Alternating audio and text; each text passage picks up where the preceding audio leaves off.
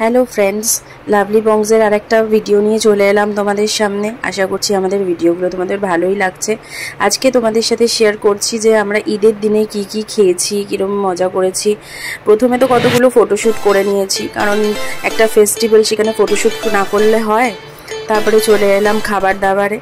ফার্স্টেই মা বানিয়ে নিয়েছিল মিক্সড ফ্রাইড রাইস, তার মধ্যে ছিল প্রনস, তার মধ্যে ছিল ডিম, তার মধ্যে নানা রকম ভেজিটেবলস। আর এখানে চলে এলো গরম গরম লাল লাল দেশি মুরগির ঝোল, আর এখানে হলো দই কাতলা। দেখে নিশ্চয়ই মুখে জল আসছে। হ্যাঁ, এইগুলোই ছিল আমাদের ঈদের দিনের খাবার।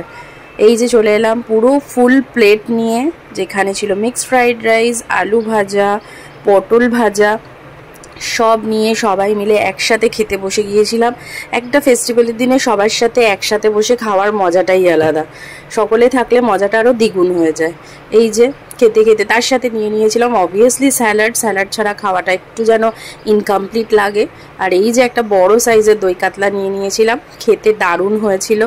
আর এই সেই লাল লাল আমাদের দেশি মুরগির ঝোল, একদমই ঝাল নয়, কিন্তু যথেষ্ট দেখেই দেখতে পাচ্ছ কিরকম টেম্পটিং হয়েছে। নিশ্চয়ই খেতে ইচ্ছে করছে। সবাই মিলে চলে এসো একদিন আমাদের বাড়িতে, সবাই মিলে আবার জমিয়ে খাওয়া দাওয়া হবে। সকলে মিলে একসাথে বসে খাচ্ছে।